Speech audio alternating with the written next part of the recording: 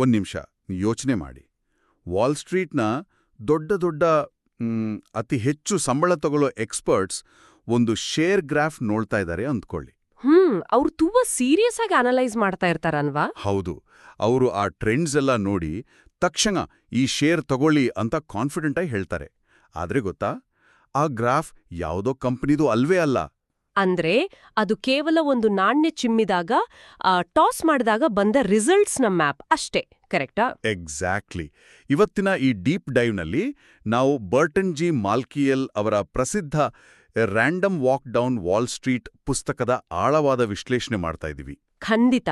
ಈ ಪುಸ್ತಕ ಫೈನಾನ್ಸ್ ಪ್ರಪಂಚದ ದೊಡ್ಡ ತಜ್ಞರು ಕೂಡ ಬರೀ ರ್ಯಾಂಡಮ್ ಚಾನ್ಸ್ಗೆ ಹೇಗೆ ಸೋಲ್ತಾರೆ ಅನ್ನೋದನ್ನ ಬಿಡಿಸಿಡುತ್ತೆ. ಹೌದು. ಮಾರುಕಟ್ಟೆ ಅಂದ್ರೇನೆ ಅರ್ಥವಾಗದ ದೊಡ್ಡ ಒಗಟು ಅಂತ ಅನ್ಕೊಂಡಿರೋ ಹೊಸಬರಿಗೆ ಇದೊಂದು ಪರ್ಫೆಕ್ಟ್ ಗೈಡ್. ಇವತ್ತಿನ ನಮ್ಮ ಮಿಷನ್ ಕೂಡ ಅದೇ, ಈ ಇನ್ವೆಸ್ಟ್ಮೆಂಟ್ ಥಿಯರಿಗಳನ್ನ ಸಿಂಪಲ್ ಮಾಡೋದು. ನಾಣ್ಯ ಚಿಮ್ಮುವ ಉದಾಹರಣೆ ನಿಜಕ್ಕೂ ಮಾರುಕಟ್ಟೆಯ ದಿಗ್ಗಜರ ಅಹಂಕಾರ ಮುರಿಯುವಂಥದ್ದು.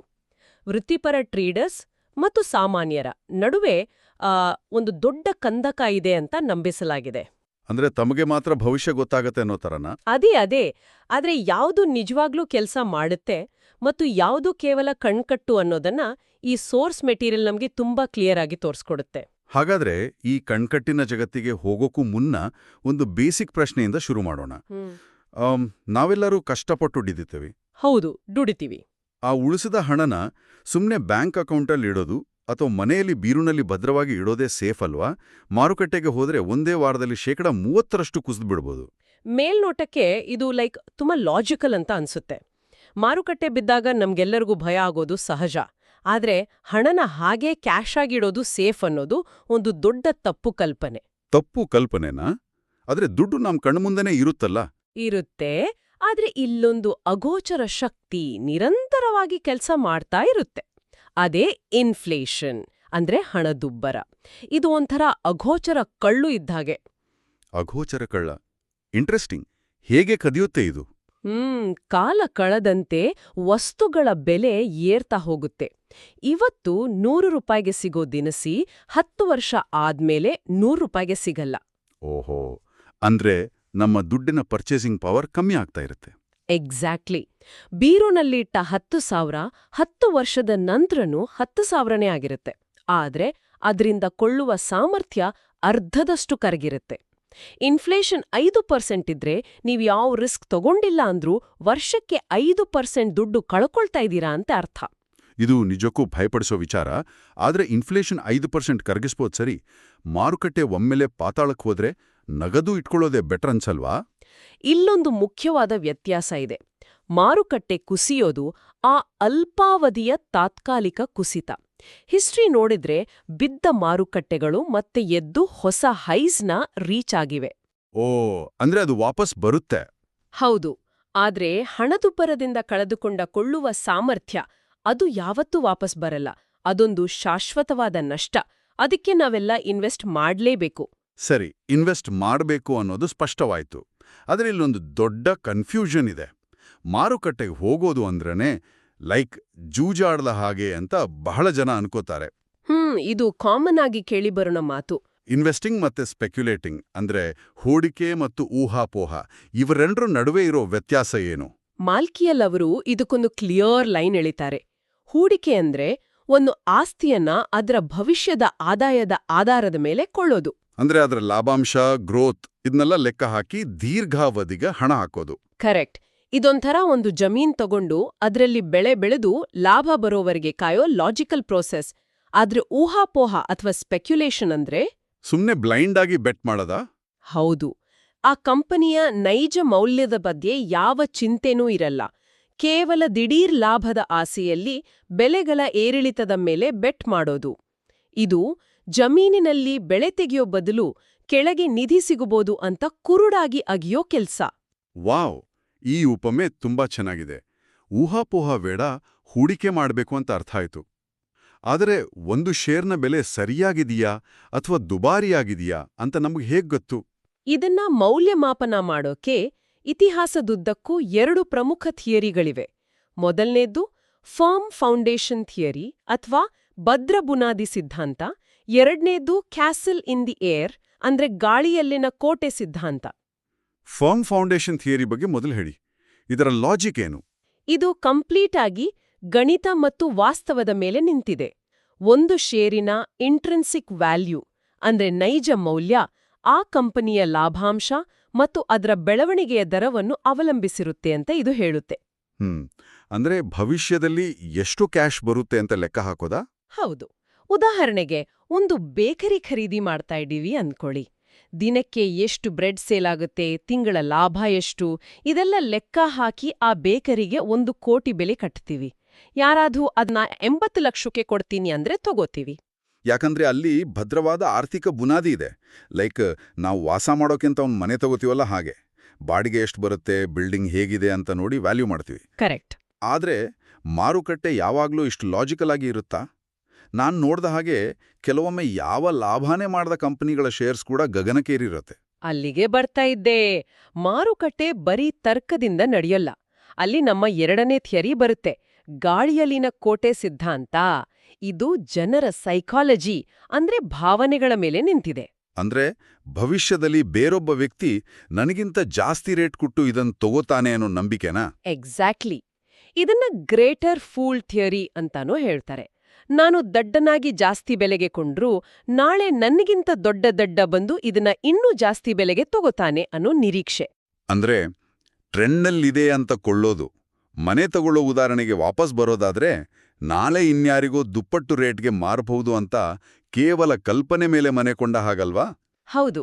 ಕಂಪ್ನಿ ಲಾಭ ಮಾಡ್ತಾ ಇಲ್ವಾ ಅನ್ನೋದು ಯಾರಿಗೂ ಬೇಕಿಲ್ಲ. ಎಲ್ಲರೂ ಕೊಳ್ತಿದ್ದಾರೆ, ಸೊ ನಾಳೆ ಇನ್ನೂ ರೇಟ್ ಏರುತ್ತೆ ಅನ್ನೋ ಗುಂಪಿನ ಹುಚ್ಚುತನ ಅಷ್ಟೇ. ಆದ್ರೆ ಇದು ತುಂಬಾನೇ ರಿಸ್ಕಿ ಅಲ್ವಾ? ಕೊನೆಯದಾಗಿ ಆ ಶೇರ್ ಕೊಂಡವನಿಗೆ ಅದನ್ನ ಮಾರೋಕೆ ಯಾರೂ ಸಿಗ್ಲಿಲ್ಲ ಅಂದ್ರೆ ಆವಾಗ್ಲೇ ಮಾರುಕಟ್ಟೆಯ ಗುಳ್ಳೆ ಅಂದ್ರೆ ಬಬಲ್ಸ್ ಹೊಡಿಯೋದು. 17ನೇ ಶತಮಾನದ ಡಚ್ ಟುಲಿಪ್ ಮೇನಿಯಾ ನೋಡಿ. ಬರೀ ಒಂದು ಟುಲಿಪ್ ಹೂವಿನ ಬಲ್ಬ್ಗಾಗಿ ಜನ ಆಸ್ತಿನೇ ಮಾರಿದ್ರು. ಹೂವಿನ ಬಲ್ಬ್ಗೆ? ಓ ಮೈ ಗಾಡ್! ಹೌದು. ನಾಳೆ ಇನ್ಯಾರೋ ಜಾಸ್ತಿ ಬೆಲೆಗೆ ಕೊಳ್ತಾರೆ ಅನ್ನೋ ಆಸೆ. ಕೊಳ್ಳುವವರು ಇಲ್ಲವಾದಾಗ ಬೆಲೆ ಒಂದೇ ರಾತ್ರಿಗೆ ಪಾತಾಳಕ್ಕೆ ಕುಸಿತು. 2000ನ .com ಬಬಲ್ ಕೂಡ ಇದೇ ಥರನಾ? ಖಂಡಿತ. ಇಂಟರ್ನೆಟ್ ಕಂಪನಿ ಅಂತ ಹೆಸರಿದ್ರೆ ಸಾಕು, ಜನ ಕೋಟಿ ಸುರಿಯುತ್ತಿದ್ರು. ಈ ಗಾಳಿಯ ಕೋಟೆಗಳು ಊದುಕೊಂಡಾಗ ಜನ ಲಾಜಿಕ್ ಬಿಟ್ಟು ದುರಾಸೆಯಿಂದ ಧುಮುಕ್ತಾರೆ. ಬಬಲ್ ಒಡೆದಾಗ ಸರ್ವಸ್ವ ಕಳೆದುಕೊಳ್ತಾರೆ. ಒಂದ್ ಕಡೆ ಲಾಜಿಕಲ್ ಆದ ಭದ್ರ ಬುನಾದಿ, ಇನ್ನೊಂದು ಕಡೆ ಎಮೋಷನಲ್ ಆದ ಗಾಳಿಯ ಕೋಟೆ. ಹಾಗಾದ್ರೆ ರಿಯಲ್ ಮಾರ್ಕೆಟ್ ಹೇಗಿರುತ್ತೆ? ರ್ಯಾಂಡಮ್ ವಾಕ್ ಥಿಯರಿ ಹೇಳೋದೇನು? ರ್ಯಾಂಡಮ್ ವಾಕ್ ಥಿಯರಿ ಹೇಳೋದು ಇಷ್ಟೇ. ಅಲ್ಪಾವಧಿಯಲ್ಲಿ ಶೇರ್ ಬೆಲೆಗಳ ಚಲನೆಯನ್ನು ಊಹಿಸೋದು ಇಂಪಾಸಿಬಲ್. ಅದು ಯಾದೃಚ್ಛಿಕವಾಗಿ ರ್ಯಾಂಡಮ್ ಆಗಿ ಮೂವ್ ಆಗುತ್ತೆ. ಆದ್ರೆ ಟಿವಿಲ್ ಬರೋ ಎಕ್ಸ್ಪರ್ಟ್ಸ್ ಟೆಕ್ನಿಕಲ್ ಅನಲೈಸ್ ಮಾಡ್ತಾರಲ್ಲ, ಹಿಂದಿನ ಗ್ರಾಫ್ ನೋಡಿ ನಾಳಿನ ಬೆಲೆ ಹೇಳ್ತೀವಿ ಅಂತಾರೆ.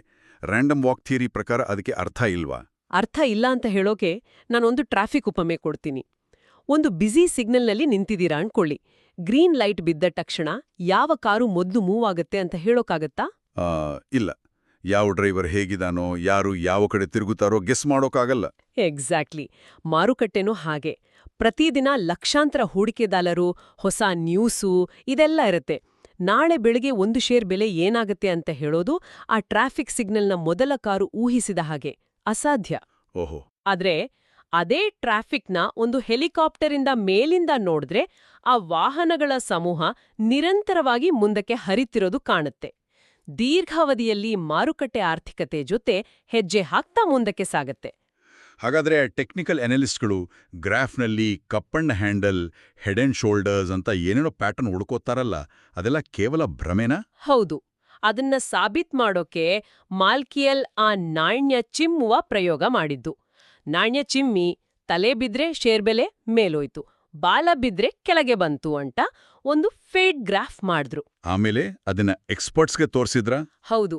ಆಶ್ಚರ್ಯ ಅಂದ್ರೆ ಆ ವೃತ್ತಿಪರರು ಇದನ್ನ ರಿಯಲ್ ಗ್ರಾಫ್ ಅಂತ ನಂಬಿ ಅದರಲ್ಲಿರೋ ಪ್ಯಾಟರ್ನ್ ನೋಡಿ ಈ ಶೇರ್ನ ತಕ್ಷಣ ಕೊಳ್ಳಿ ಅಂತ ಹೇಳಿದ್ರು. ಮನುಷ್ಯನ ಮೆದುಳಿಗೆ ಸುಮ್ನೆ ಪ್ಯಾಟರ್ನ್ ಹುಡುಕೋ ಚಟ. ಅಂದ್ರೆ ಮೋಡಗಳಲ್ಲಿ ಪ್ರಾಣಿ ಆಕಾರ ಹುಡುಕಿದ ಹಾಗೆ. ಬರೀ ಹಿಂದಿನ ಬೆಲೆ ಇಟ್ಕೊಂಡು ಮುಂದಿನದನ್ನ ಊಹಿಸೋಕಾಗಲ್ಲ. ಖಂಡಿತ.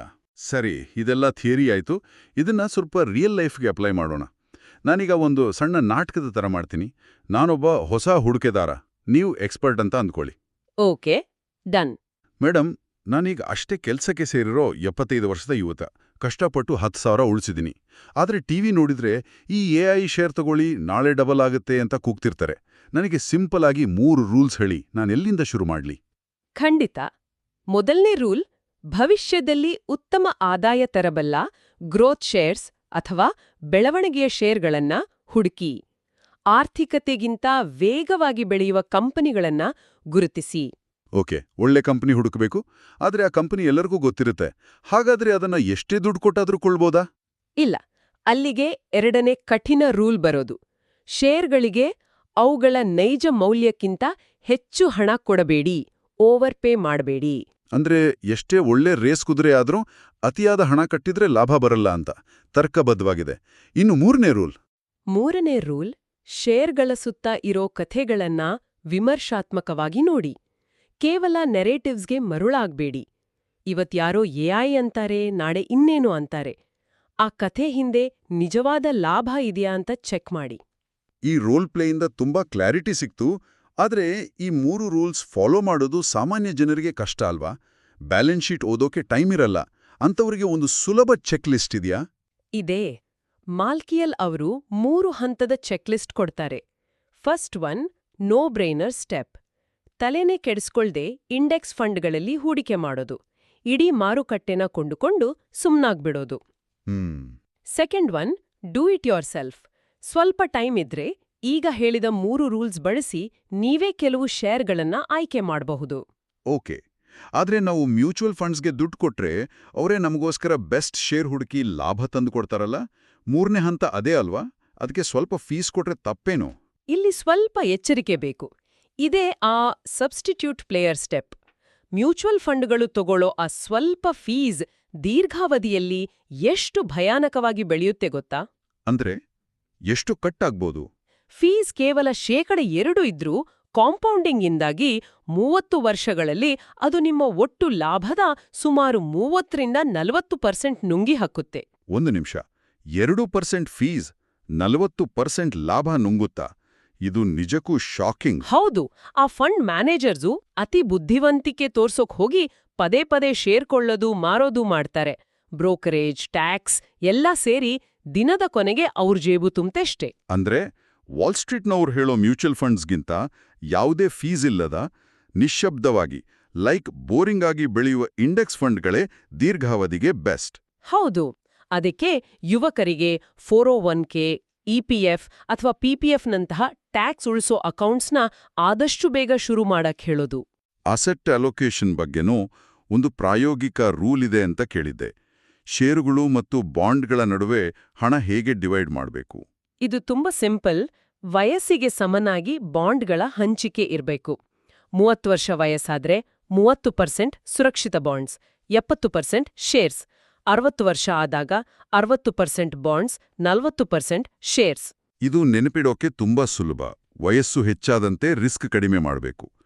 ಸೊ ಒಟ್ಟಾರೆಯಾಗಿ ಹೇಳೋದಾದ್ರೆ ಮಾರುಕಟ್ಟೆ ಬರೀ ಯಾದೃಚ್ಛಿಕ ಅಂದ್ರೆ ರ್ಯಾಂಡಮ್. ಟಿವಿ ಎಕ್ಸ್ಪರ್ಟ್ಸ್ ಹೇಳೋದು ಕೇವಲ ಗಾಳಿಯ ಕೋಟೆ. ಕರೆಕ್ಟ್.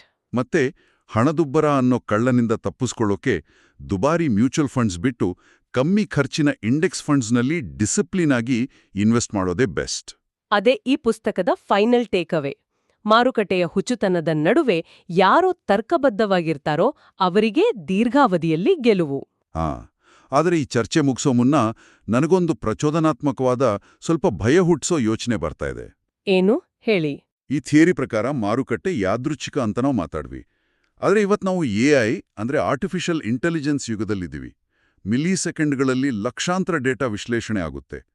ಭವಿಷ್ಯದಲ್ಲಿ ಈ AIಗಳು ಮಾರುಕಟ್ಟೆಯ ರ್ಯಾಂಡಮ್ ವಾಕ್ನ ಬ್ರೇಕ್ ಮಾಡಬಹುದಾ? ಇದು ಆಳವಾದ ಪ್ರಶ್ನೆ. ಅಥವಾ ಮನುಷ್ಯರ ಭಾವನೆ, ದುರಾಸೆಗಳನ್ನೇ ಅನುಕರಿಸುವ ಈ AIಗಳು ಕೂಡ ಒಟ್ಟಾಗಿ ಸೇರಿ ಗುಂಪಿನ ಹುಚ್ಚುತನದ ಇನ್ನೊಂದು ಹೊಸ ಡಿಜಿಟಲ್ ರೂಪ ಆಗುತ್ತಾ? ಮಾರುಕಟ್ಟೆ ಆಳುತ್ತಿರೋದು ತಂತ್ರಜ್ಞಾನನ ಅಥವಾ ತಂತ್ರಜ್ಞಾನದ ವೇಷದಲ್ಲಿರೋ ಮತ್ತೊಂದು ಗಾಳಿಯ ಕೋಟೆನ? ವಾವ್, ಇದು ನಿಜಕ್ಕೂ ಪ್ರತಿಯೊಬ್ಬರೂ ಯೋಚನೆ ಮಾಡಬೇಕಾದ, ತಮ್ಮದೇ ಶೋಧನೆ ನಡೆಸಬೇಕಾದ ಅದ್ಭುತವಾದ ಪ್ರಶ್ನೆ. ಖಂಡಿತ. ಈ ರೋಚಕವಾದ ಚಿಂತನೆಯೊಂದಿಗೆ ಇವತ್ತಿನ ನಮ್ಮ ಈ ಆಳವಾದ ಚರ್ಚೆಗೆ ನಾವು ವಿರಾಮ ನೀಡೋಣ.